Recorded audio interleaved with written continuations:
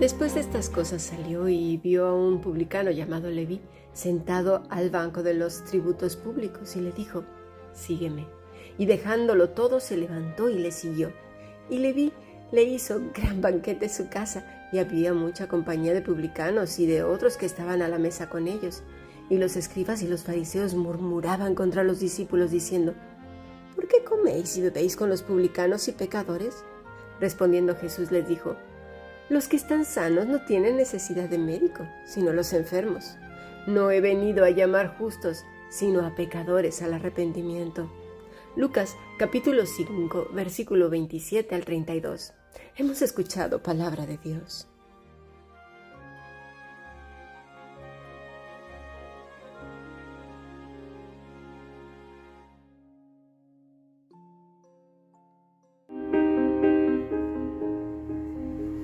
La Fundación Bíblica te invita a participar tanto de esta aula internacional Hoy Apegados a Él, como a sus cursos online en mol.fundacionbiblica.com.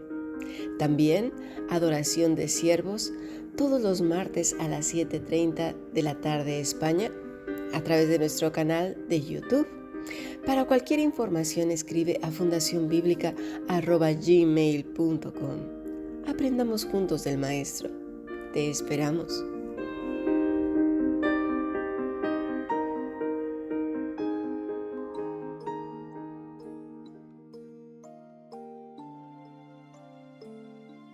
Creo que desde que la iglesia tradicional se instituyó con sus rituales y sacrificios meramente humanos, sacrificios además traídos de las religiones de misterio, paganismo, brujería y cosas oscuras, adaptados a un tipo de piedad muy rara y con envoltorios, eso sí, muy bíblicos, cristianos, daban y dan la apariencia de piedad, y esto lamentablemente se ha polarizado en lo que le llaman la iglesia cristiana, pero ya sabemos que el remanente es muy pequeño.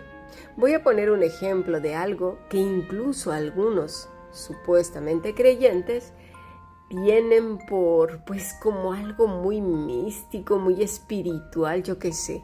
Vamos a investigar.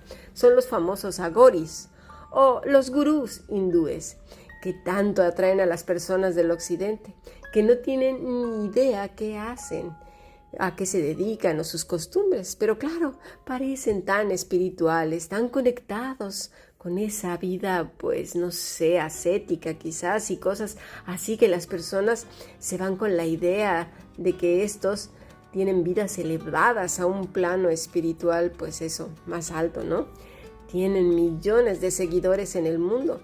Muchos de estos seguidores van en busca de su supuesta sabiduría y consejo para saber vivir en planos, más elevados y mejores.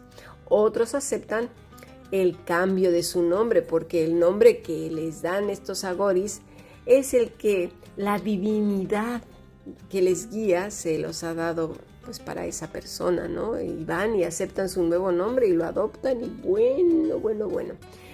Qué curioso, ¿eh? Cómo copia el demonio las cosas, sobre todo cuando acabamos de leer lo que dice Apocalipsis 2 y 3, el Señor Jesús a las iglesias, ¿no? Del nombre nuevo.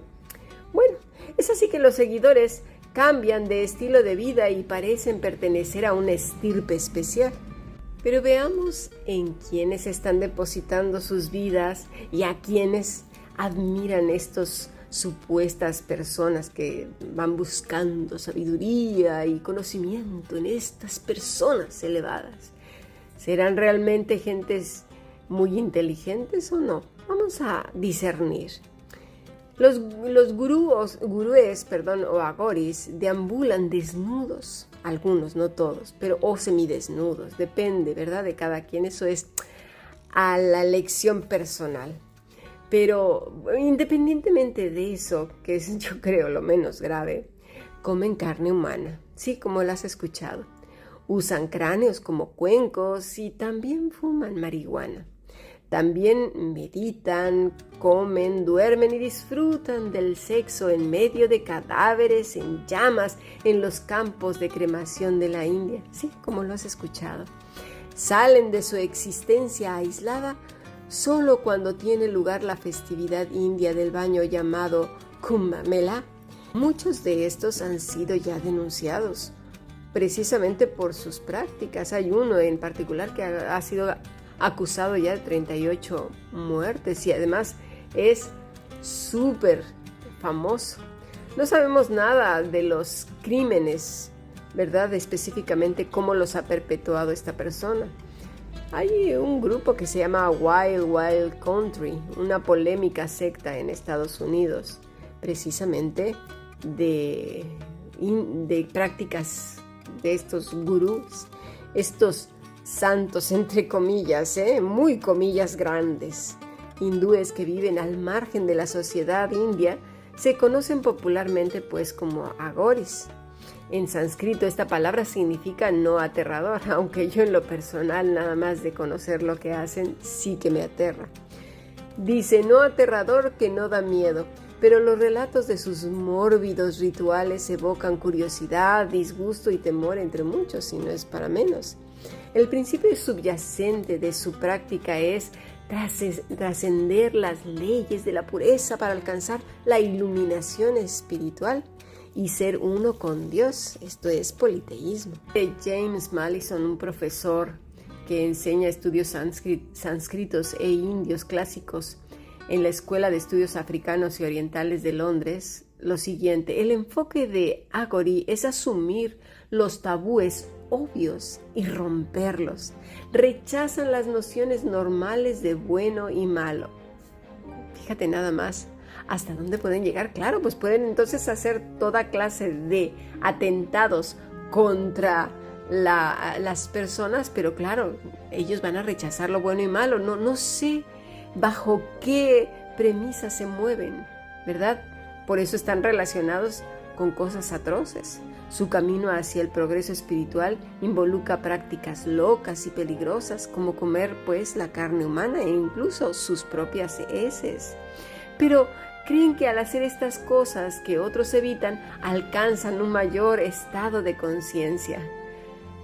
De verdad que es demencial, sin duda alguna. Ven todo como una manifestación de un ser supremo. No rechazan ni odian a nada ni a nadie, según ellos. Por eso no hacen una distinción entre la carne de un animal sacrificado y la carne humana. Comen lo que hay, señala. Hay mucho más que decir, como la necrofilia, pero claro, esto no se dice. La corrupción interior es tal que para ellos es algo así como el rey que viste traje de tela súper fina y cara, pero eso sí es invisible, que ya lo sabemos que en realidad no existe. Este cuento, esta historia, creo que la mayoría de nosotros lo sabemos desde que éramos muy niños, como la gente se reía del rey nefasto que cayó en la trampa de 2 listillos. Pero como se habla en términos supuestamente espirituales, supuestamente elevados, la gente cae pero redondita. Como dice la Escritura en Romanos 1, haciéndose sabios a sí mismos, pues terminaron siendo necios porque rechazaron a Dios. Y Dios los entregó una mente reprobada para hacer cosas que no convienen. Es así entonces que a lo mejor esto nos suena, horrible, yo nunca. Bueno, no sé. La religiosidad, ¿sabes que tiene muchas caras, muchos envoltorios, muchos matices? Porque como ya lo hemos hablado más de una vez en estas lecciones, se adapta a la cultura, creencias de grupo, creencias personales y una serie de etcéteras. En nuestra lección de hoy nos encontramos a Jesús enseñando a sus discípulos, yendo de camino, cuando de repente se encuentra con Mateo. Y Jesús, ¿qué pasa? Le llama. Estuvimos estudiando que era un cobrador de impuestos. Era una profesión despreciada en Palestina porque tales hombres eran vistos como traidores. Los publicanos eran judíos que habían comprado franquicias fiscales del gobierno romano. Se les permitía quedarse con cualquier cantidad que recogieran por encima de lo que Roma requería. Así, Muchos publicanos se enriquecieron a expensas de su propio pueblo. El pueblo judío, por otro lado, estaba bajo cierta presión de Roma y mira que tenía ciertos privilegios, Y bueno, se veía obligado a pagar impuestos. Obviamente, todos los que servían para el enemigo, pues se podían considerar enemigos, pero también traidores, como en este caso Mateo. Pero dentro de estos grupos de víctimas, porque se sentían víctimas todo el pueblo judío, había quienes se tenían muy creído el papel de víctima, ya que en realidad no eran víctimas, era un castigo de Dios a causa de su rebeldía. Dios usa más de una vez a otras personas para disciplinarnos. Lo que pasa es que, claro, es más fácil y más cómodo vernos como pobres e inocentes corderos que como culpables, rebeldes y desobedientes, que de continuo hacemos lo que se nos viene en gana. Y cuando recibimos las consecuencias, pues es mejor decir, estoy siendo probado por Dios. Lo que en realidad deberíamos decir es, estoy siendo disciplinado por Dios. Pero para llegar a ese punto, tiene que haber quebranto y arrepentimiento, un tiempo de reflexión de nuestros actos, nuestros hechos, nuestras palabras, pensamientos. Eso no es común en las víctimas. No, la víctima le encanta verse como que uno es bueno y todos los demás son malos, pero sobre todo que Dios está cometiendo un serio error en nuestras vidas. Así que te pido una vez más que pongas mucha atención en lo que ocurre en esta parte de la vida de Mateo, porque Jesús vuelve a romper todos los paradigmas que nosotros tenemos por tradición, por cosas buenas, nobles, así siempre le hemos hecho, ¿no? El Señor no soportaba las tradiciones de los hombres. ¿Por qué? Porque los tenían esclavizados. Habían puesto sus tradiciones incluso por encima de Dios. Hasta la fecha podemos escuchar estas cosas en cantidad de supuestos hermanitos. Las cosas siempre se han hecho así. Nosotros hacemos las cosas siempre así. Esto que estamos haciendo es lo mejor, porque así siempre se ha hecho. Dios nos bendice mucho porque siempre los hemos hecho así. Bueno, ese es el argumento pues del religioso cuando sabe que ni fruto ni bendición ni nada de nada. A menos obviamente que regale algo, porque eso sí, a lo gratis nadie huye, ¿verdad? Todo lo gratuito, ahí va la gente. Pero entonces ya las cosas cambian. Pero bueno, volvamos a nuestro texto. Marcos 2, versículo 13. Después volvió a salir al mar y toda la gente venía a él y les enseñaba. Y al pasar, vio a Leví, hijo de Alfeo, sentado al banco de los tributos públicos y le dijo, sígueme.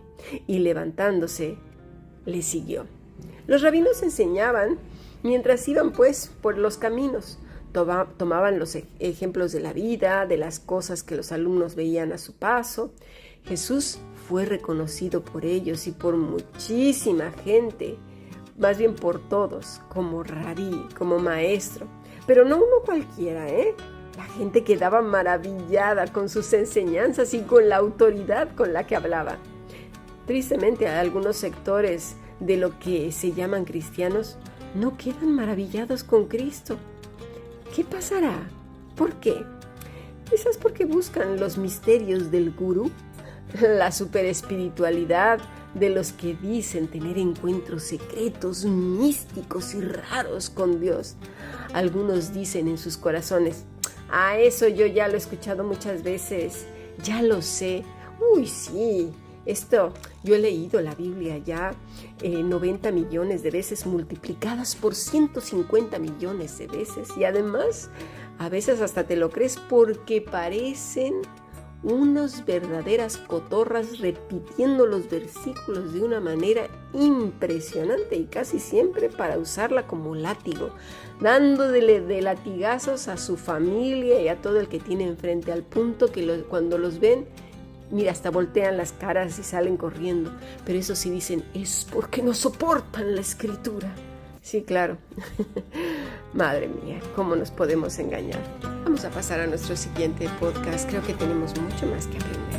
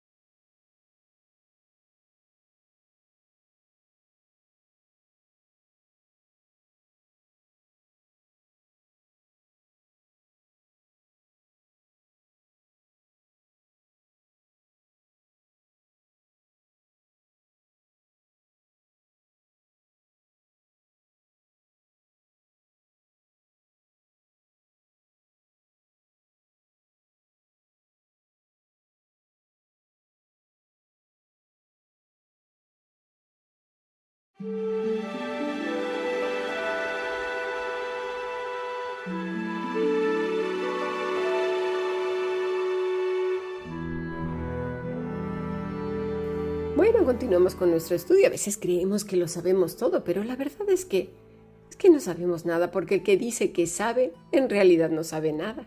Y el que sabe se da cuenta que tampoco sabe nada, porque mientras más estudia, más se da cuenta de su ignorancia. Así pues, cuando Jesús iba por el camino, vio a Leví, hijo de Alfeo. Pero no fue un ver como quien ve una cosa por el camino, unas flores o una piedrecita. No. La palabra es joraó. ¿Sabes qué quiere decir? Discernir claramente. Mirar con discernimiento. ¿Recuerdas al paralítico? ¿Cómo el Señor perdonó sus pecados sin que éste siquiera abriera la boca o hacer cualquiera declaración? En este punto ya deberíamos saber que el Señor escucha más los corazones que las palabras. Porque somos muy buenos para decir lo que suena bonito, lo correctamente hablado, para quedar bien y parecer buenas personas. De hecho, muchas veces ya he comentado que a veces oramos para que la gente nos escuche, pero no oramos para Dios. Qué triste, ¿no? Pero qué bueno que el Señor va más allá de escuchar palabras y bocas. Escucha los corazones. Y dirás, pero a mí me enseñaron el pasaje de Romanos 10, 9, 10 y 11. Vamos a leerlo. Que si confesares con tu boca que Jesús es el Señor y creyeres en tu corazón que Dios le levantó de los muertos, serás salvo. Porque con el corazón se cree para justicia, pero con la boca se confiesa para salvación. Pues la Escritura dice, todo aquel que en él cree no será avergonzado. Es una verdadera pena que no se entienda el contexto de toda la Escritura. Veamos qué dice el griego. Te sonará raro porque a veces traducir de un idioma a otro no suena muy bien, pero lo diré así. Dice, porque si alguna vez declaras públicamente en la boca de ti al Señor Jesús y confíes en el corazón de ti que Dios le levantó a él fuera de los muertos, serás librado. Así pues suena raro porque la traducción de un idioma a otro no se ajusta. Pero veamos las palabras que nos ocupan y creo que nos allanarán mucho el entendimiento. Dice que si alguna vez, es decir, si acaso dices públicamente, es más o menos la misma idea que dice el Señor en Isaías 29:13. Dice, pues el Señor, porque en este pueblo se acerca a mí con su boca y con sus labios me honran, pero su corazón está lejos de mí y su temor de mí no es más que un mandamiento de hombres que le ha sido enseñado. Por eso la boca las palabras no es imprescindible, mis estimados. Pablo no está diciendo que esto sea un requisito imprescindible para entrar al cielo ni para ser salvo. Entiéndase bien. sino pues el primero que no cumplió fue el mismo Señor Jesucristo con el paralítico y con todos los pecadores. ¿Te acuerdas de la mujer que fue pillada en adulterio? No confesó con la boca. ¡Ay, Señor, de verdad! ¿Y cómo se te pudo haber pasado, hombre? ¡Ay, las tradiciones de los hombres! Señor Jesús, te pasaste 3 pueblos, en serio. Somos de lo peor. Bueno, continuemos. Dice, para confesar o declarar. La palabra es homologueo, que quiere decir asentir, profesar, prometer, asentir, hacer, a lo que llaman en el pasaje de Romanos 10 confesar, pero es asentir, profesar, prometer, confesar.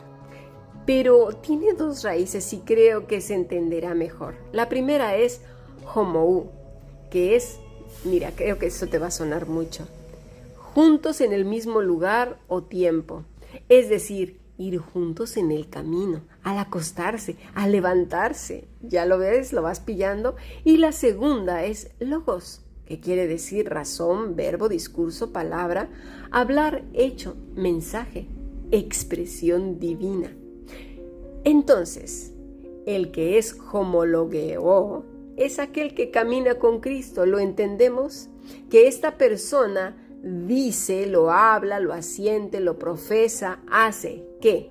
Caminar con Cristo en el camino, al levantarte, al acostarte, a donde quiera, y lo cree en su corazón. La palabra es pisteuo, encomendar, fiar, guardar, fiel, fidelidad en Cristo. Y luego dice en su corazón, cardias, que quiere decir mente, pensamientos, sentimientos.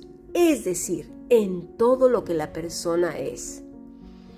Lo vamos entendiendo. Es lo mismo que Deuteronomio 5 o 6, que dice que amarás al Señor con toda tu mente, con todo tu corazón, con toda tu alma. Pero si una persona que le estamos orillando a que confiese algo, no está sintiendo, ni pensando, ni creyendo, ni nada de nada, simplemente lo repite para salir de paso, mis estimados. Dice, serás salvo. La palabra es soso. Hacer salvo, librar, misericordia, preservar, salvar, sanar, sanó, hallar misericordia por medio de Cristo. Porque con el corazón se está confesando hacia adentro rectitud, pero está siendo declarado públicamente. La palabra en griego es eis sonterian, hacia adentro, liberación. Podríamos decir que en el corazón se está confiando en Cristo, en la justicia de Cristo, pero la boca declara públicamente la liberación, el perdón, la misericordia alcanzada por medio de Cristo. Vemos que no es cuestión de un rito. Ahora bien, ¿qué vio Jesús en Mateo? Pues su corazón. Es muy probable que Mateo ya haya estado sintiendo en su corazón arrepentimiento por sus actos, el deseo de ser perdonado, ya que, como dije antes, esta simple acción de Mateo significó su conversión. Debido a que su respuesta fue tan inmediata, es probable que Mateo ya estuviera convencido de su pecado y reconociera su necesidad de perdón.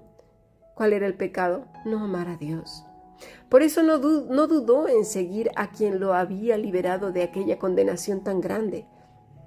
No tanto por cobrar impuestos, sino por su condición apartada, indigna delante de Dios. Porque como ya hemos hablado antes, no sé, de verdad, ¿a quién se le ocurrió poner los 5 mandamientos que van dirigidos al prójimo por encima de los que se dirigen hacia Dios? Y esto ya lo he hablado varios años atrás, hace 2 años también y algunas semanas atrás. ¿A qué mente guiada por el demonio se le ocurrió siquiera pensar que los pecados más graves eran contra el prójimo? Con razón la gente dice, pues si yo no soy como ese, pero si yo no soy como aquello, ¿de verdad Dios me va a condenar por haberme robado unas galletas en el supermercado? Ostras, pues sí que está difícil la cosa, ¿no? ¡Qué mal! Me recuerda a Pedro cuando le dijo a Cristo, sálvate Señor, y Jesús le dijo, apártate de mí Satanás. Pues creo que muchos han sido utilizados por el mismo demonio al poner esos mandamientos dirigidos al prójimo mejores y mayores que los primeros, ¿verdad? Si Dios puso los 5 primeros es porque los 5 primeros son los más importantes. Y quien cumple los primeros por obligatoriedad cumple los otros 5. Porque Dios es amor. Primera de Juan 4:7 dice: Amados, amémonos unos a otros porque el amor es de Dios. Todo aquel que ama es nacido de Dios y conoce a Dios. Pero está hablando del amor ágape. Y ese amor ágape solo y únicamente se obtiene por medio del Espíritu Santo, nutriendo a un pámpano que vive apegado a la vid verdadera. Versículo 8. El que no ama no ha conocido a Dios, porque Dios es amor. En esto se mostró el amor de Dios para con nosotros, en que Dios envió a su Hijo unigénito al mundo para que vivamos por medio de él, o por él, perdón. En esto consiste el amor, no en que nosotros hayamos amado a Dios, sino en que Él nos amó a nosotros y envió a su Hijo en propiciación por nuestros pecados. Amados, si Dios nos ha amado así, debemos también nosotros amarnos unos a otros. Nadie ha visto jamás a Dios. Si nos amamos unos a otros, Dios permanece en nosotros y su amor se ha perfeccionado en nosotros. Así pues, el que cumple los primeros mandamientos cumplirá por obligatoriedad los otros 5. ¿Y cómo se pueden cumplir? Bueno, en Cristo, apegados a la vid verdadera, porque solamente por Cristo y por medio de Cristo y en Cristo es que podemos ser gratos delante de Dios. Mateo siguió a Jesús no por un impulso místico, buscando experiencias religiosas, al gurú. No, para nada. Mateo vio en Cristo a Dios mismo, el único que podía perdonar sus pecados. Jesús era esa perla de gran precio y que valía más que todo el dinero que pudo recaudar en toda su vida. Lo dejó todo por seguirlo, no como un acto de sacrificio. En nuestra lectura no se nos dice que hizo un rito, que se fue triste dejando todo, que estaba llorando desgarrado, que fue con una cara de gatito o de mártir y diciendo a sus amigos el sacrificio que estaba haciendo por seguir al Maestro. No. Veamos qué dice Lucas 5:29. Y le hizo gran banquete en su casa, y había mucha compañía de publicanos y de otros que estaban a la mesa. Mateo 9:10. Aconteció que, estando él sentado a la mesa en la casa, he aquí que muchos publicanos y pecadores que habían venido se sentaron juntamente a la mesa con Jesús y sus discípulos. Estaba gozoso, feliz.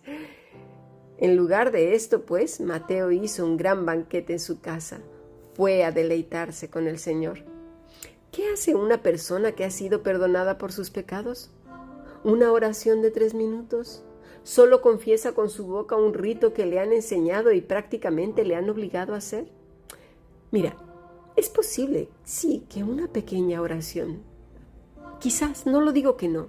Es posible que simplemente en su corazón, pero no porque alguien le diga que forzosamente debe de serlo así, si no, no es salvo. No. Es porque en su interior sabe que es indigno, que no ha amado a Dios, que no lo ha puesto en primer lugar en todas las cosas, que no es su prioridad, que ha tenido a muchas cosas como ídolos, incluyendo su propio ego, mejor y mayor que a Dios, que ha escuchado y obedecido más la voz de los hombres que al Señor por temor de hombres, que sus días nunca le pertenecieron a Dios, nunca, no uno solo, no, ni 2 ni 3, que nunca le pertenecieron a Dios. Y esto lo digo porque muchos solamente le dedican un día, Por cierto, aquel que ama a Dios anhela la llegada de su amado y lo anhela todos los días. Dice Apocalipsis 22:17, el espíritu y la esposa dicen, ven. El que oye diga, ven. Y el que tiene sed venga, y el que quiera tome agua de la vida gratuitamente. Pero observa bien y con detenimiento lo que acabo de leer. Y el espíritu y la esposa dicen, ¿qué? Ven. Pero más allá, el que oye, ¿me estás oyendo? ¿Me oyes? Dice, el que oye diga, ven. Está la iglesia, el remanente en todo el planeta Tierra, desde el norte, el sur, este y oeste, clamando desde lo profundo del corazón, ¿ven? No, al contrario, tienen miedo por lo que acontece en el mundo, están nerviosos, no quieren irse. Qué pena, ¿no? No clama junto con el Espíritu, ven, Señor. No, estamos más afanados con nuestros quehaceres diarios. Esdras 3:12 dice así: muchos de los sacerdotes, de los levitas y de los jefes de las casas paternas, ancianos que habían visto la casa primera, viendo echar los cimientos de esta casa, lloraban en alta voz, mientras muchos otros daban grandes gritos de alegría, y no podía distinguir el pueblo el clamor de los gritos de alegría, de la voz de lloro, porque clamaba el pueblo con gran júbilo. Y mira, escucha, y se oía el ruido hasta de lejos. El grito de la iglesia, de la esposa, debería de ser tan fuerte que se oiga en el universo, hasta en el mundo de las tinieblas. Ven, Señor, ven. Porque quien dice que ama al amado, le añora, le espera, está atento. Su corazón gime, grita, clama, ven, Señor Jesús. Y hasta que se cumpla esta profecía, la verdad no sé si el Señor vendrá. ¿Te unes al clamor? Ven, Señor. El Espíritu y la iglesia y la esposa, mejor dicho, dicen, ven. El que oye diga, ven. Apocalipsis 22:10. Y me dijo, no selles las palabras de la profecía de este libro, porque el tiempo está cerca. El que es injusto sea injusto todavía, y el que es inmundo sea inmundo todavía. El que es justo practique la justicia todavía, y el que es santo santifíquese todavía. Así que el que dice que es, o sea que tiene nombre de que es vivo y realmente está vivo, sea santo. Y en espíritu y en verdad, clamemos día y noche, en verdad. Ven, Señor Jesús. Dice el versículo 20 de Apocalipsis 22, el que da testimonio de estas cosas dice, ciertamente vengo en breve. Amén. Sí, ven, Señor Jesús, vuelve a decir. La gracia de nuestro Señor Jesucristo sea con todos vosotros. Amén. Y que así sea. Ven, Señor Jesús.